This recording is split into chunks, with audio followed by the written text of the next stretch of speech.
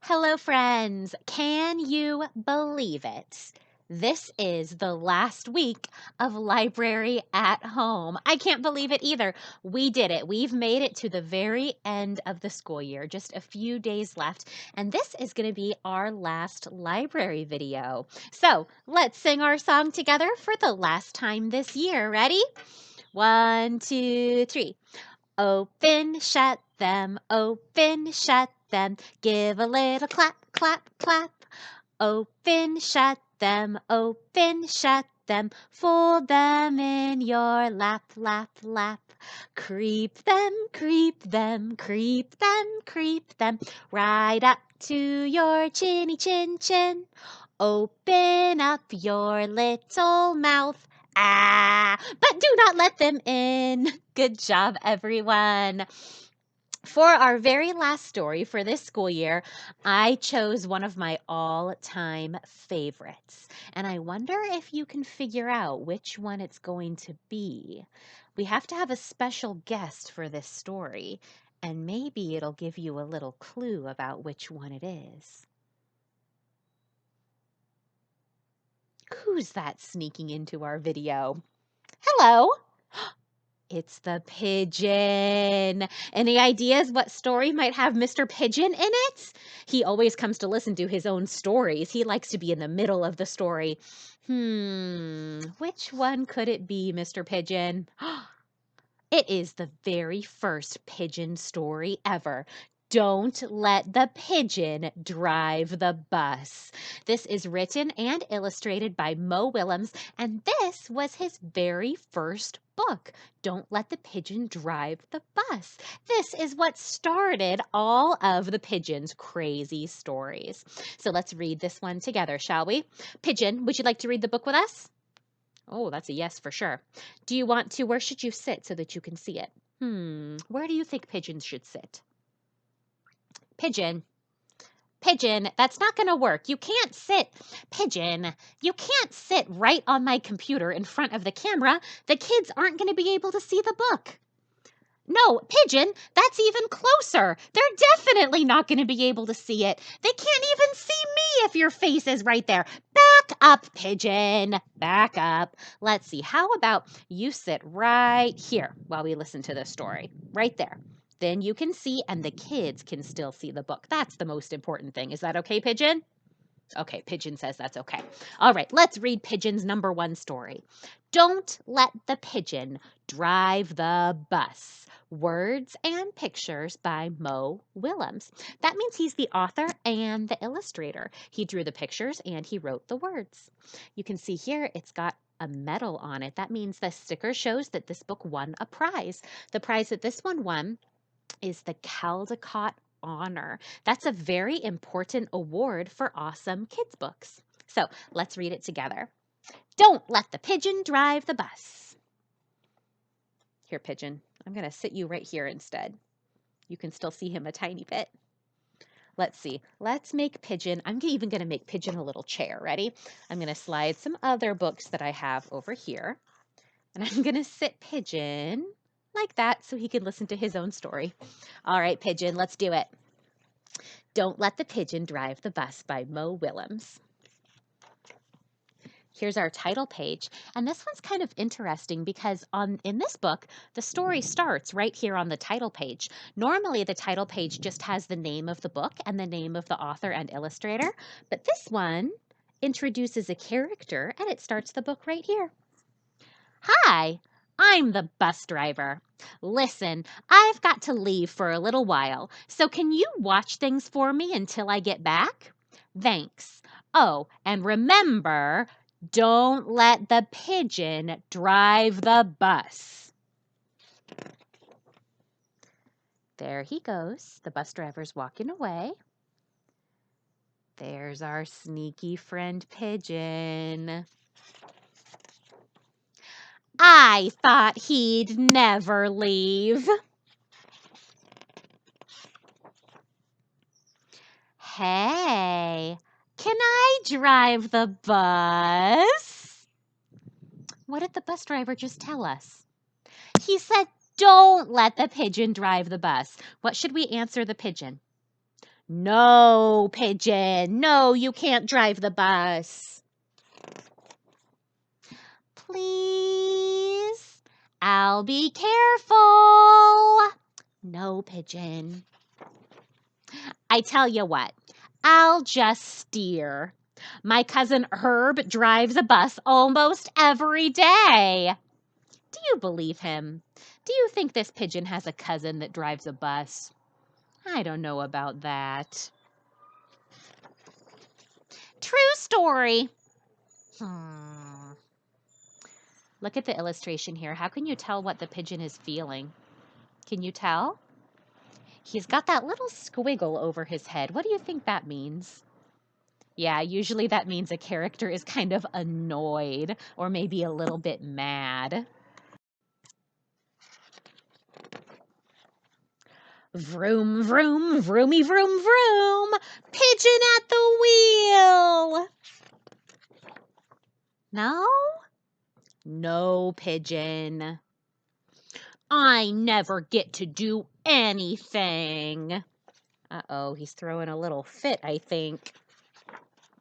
Hey, I've got an idea. Let's play Drive the Bus. I'll go first. No, Pigeon, you cannot drive the bus. Come on, just once around the block. I'll be your best friend. How about I give you $5? No, Pigeon, tell him no. What's the big deal? It's just a bus. No fair. I bet your mom would let me. I have dreams, you know. Fine. Let me drive the bus! Oh my goodness, Pigeon. You throwing a whole fit there on that page. Pigeon, you cannot drive the bus. The bus driver said no. Everyone tell him no. Say no, Pigeon.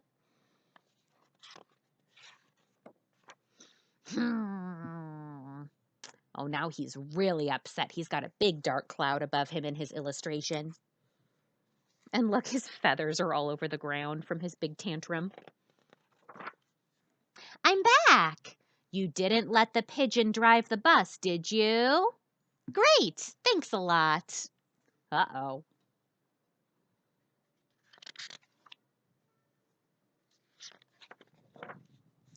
Bye.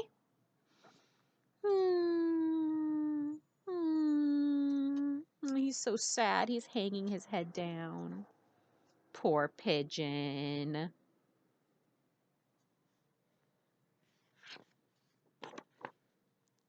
Hey.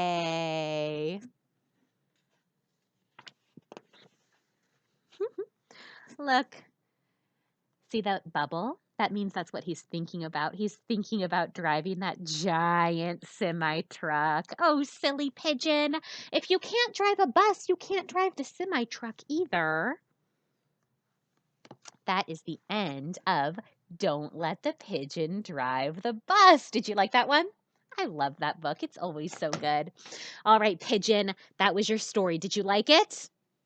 Yes? Is that your favorite? He seemed to like it. Are you going to throw more tantrums?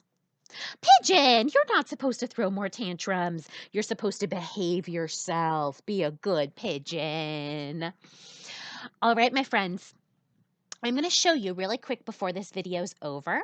I'm going to show you where to go this summer to find some things to do for summer reading, some fun activities you can do, ways that you can find books online, and ways that you can go to my virtual library. Virtual means online and pretend. It's my pretend online library where you can keep watching the videos of all of the books that I've read while the school has been closed. I'm going to keep those up during the summertime so that you guys can still watch the stories if you want to.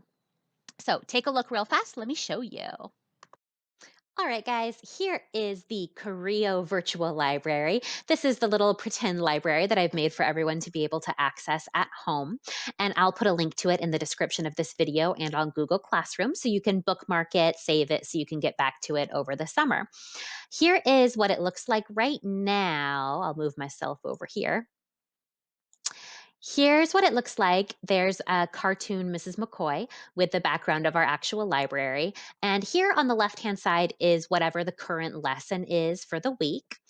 And here is what it will look like over the summer. There's this little extra page with the bookshelf, and the books on those shelves are all of the books that I've read out loud while schools have been closed over the last couple of months. So, any of these books that you click on the cover, you can listen. It's a link to take you to the video of me reading that story. So, if you feel like having a story read to you during the summer break, you can go to this website, click on any of the books, and listen to me read it. So that's one way to have stories read to you over the summer.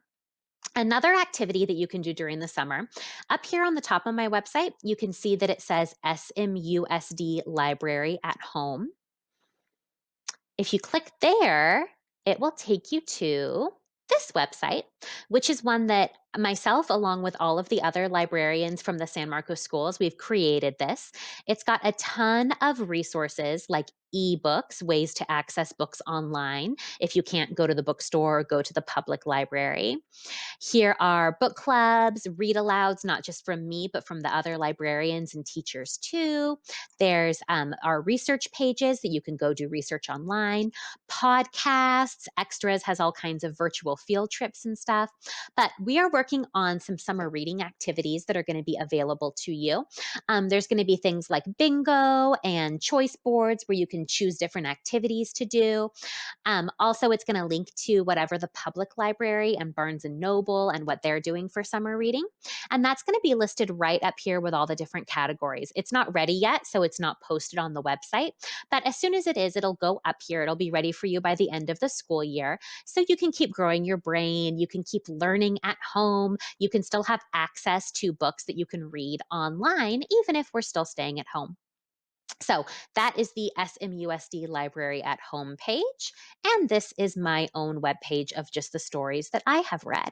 So I hope those things help you over the summer.